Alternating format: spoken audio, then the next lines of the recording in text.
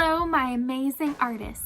Today you're going to learn exciting skills of creating bubble lettering and overlapping and creating a gradient by creating your own graffiti art. Sometimes graffiti is words and sometimes it's more complex images. Sometimes it's considered vandalism and not legal, and sometimes artists are commissioned to create graffiti on businesses' walls.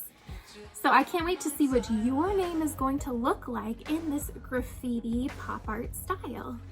So first thing that you need is to get out your supplies. You're going to need a piece of paper. You're going to need a pencil and eraser, a black marker. It doesn't have to be a Sharpie. It could be a regular marker or another permanent marker.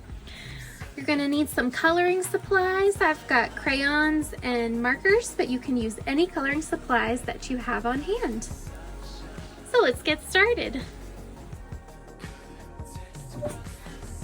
The first thing you need to do is write your name across the paper in capital letters. You're going to draw lightly because these lines we are going to erase in a few minutes. You want to make sure you have enough space to draw your name big, but not run out of space at the end.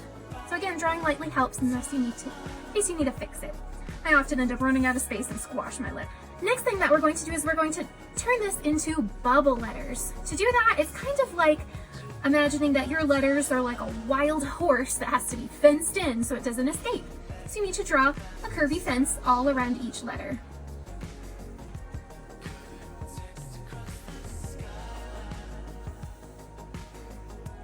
When you get to the second letter, you are going to start overlapping your letters. When something's overlapped, that means part of one shape partially covers up another shape.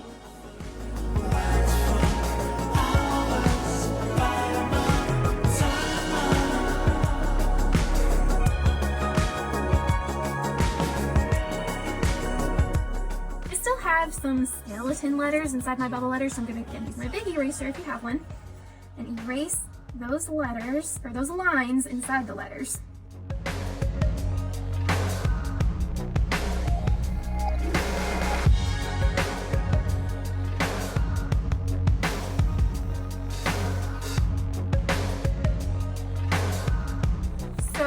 I'm going to do the dripping paint splatter. And so around my letters, I'm going to draw kind of a blobby shape. And I'm going to make it look like it's dripping at the bottom.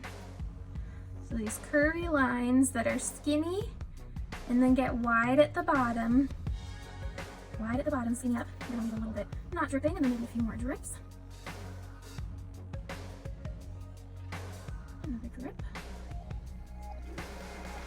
I'm just going to paint splattery around. Then you can also add maybe some drips that drip down all the way.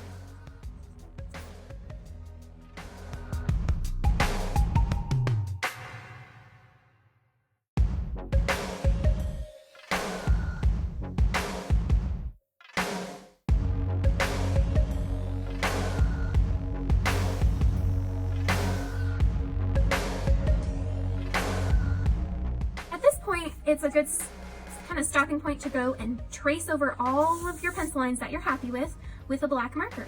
So you can use a Sharpie, another permanent marker, or just a regular black marker. Now, if you use a permanent marker, I highly recommend taking a scrap piece of paper and sliding it under your page because these markers tend to bleed through paper, especially if you're using copy paper.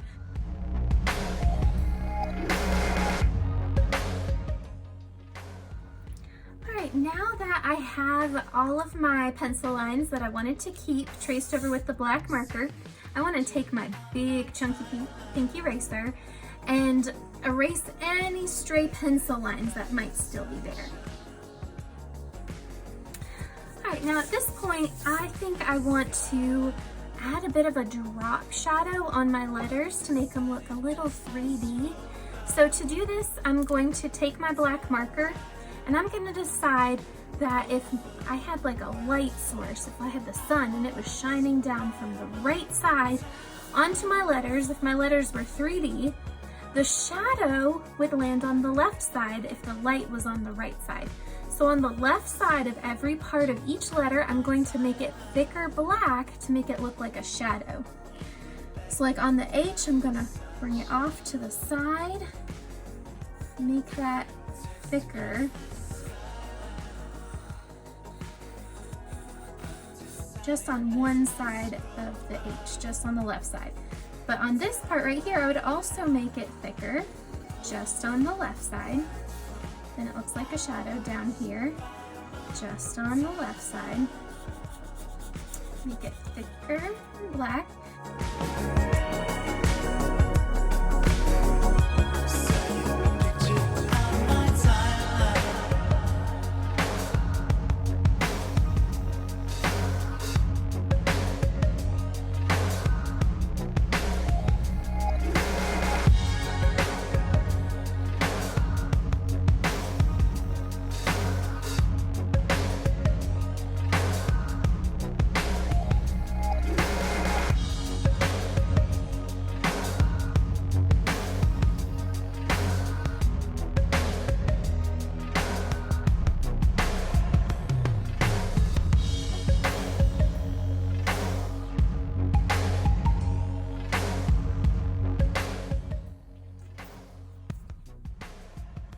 Now for coloring in our letters, I highly recommend using a colored pencil or a crayon versus markers, because we're going to do a gradation technique.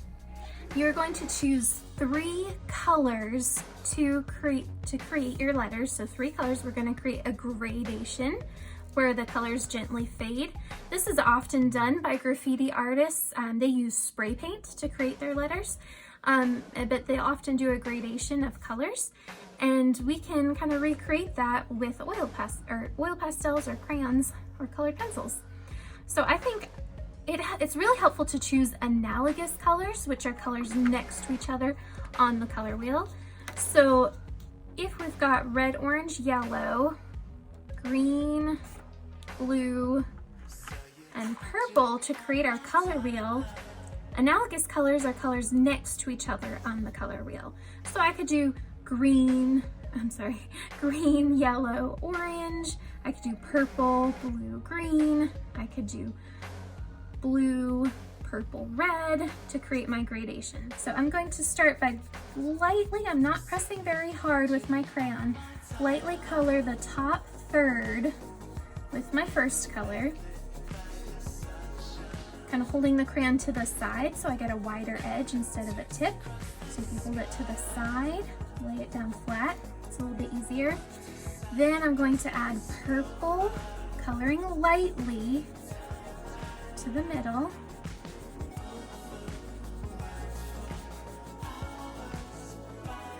You can see a little bit of ghosting where I first wrote my H, but that's okay, that's kind of a cool effect.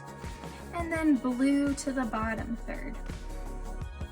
Now this isn't quite a gradation effect yet, it's just 3 different colors. So to create that gradation, you're going to overlap the colors. So now I'm going to overlap this blue into the purple. I'm going to press a little bit harder. Overlap the blue into the purple. Then I'm going to take my purple and also pull it down into the blue a little bit. Not all the way, you want some section that's just blue. I'm going to overlap them. I can go back in and make my blue a little darker, the sections I want to be just blue. And then I'm going to do the same for the top half. I'm going to overlap the purple onto the orange. That's not orange, that's red. Purple onto the red. And then take the red and overlap it onto the purple a little bit. So I've got a section that's got both purple and red through here. And then I can go back and make my other colors darker. You don't want to start out with it really dark, because the more little speckles of paper it is, the easier it is to overlap multiple colors.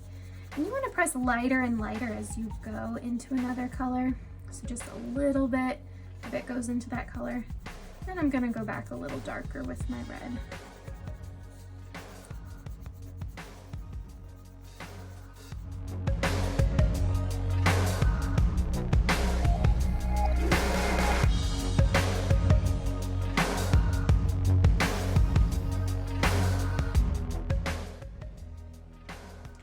As you color, make sure you completely fill in all your letters. You don't want to see any big white areas. Now to finish my piece, I still don't want to leave lots of white everywhere. So I think I'm going to use markers to finish it up, but again, you can use any coloring supplies that you have.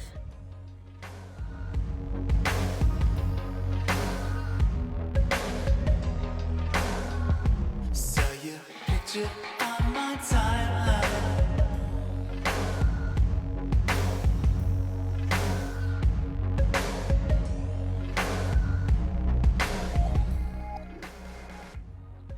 And there we have my finished design. I ended up using markers on the paint splatter, and I used a black crayon to draw a simple brick pattern in the background and just very lightly color it in. Well, I had a lot of fun with you guys today. I cannot wait to see you next time.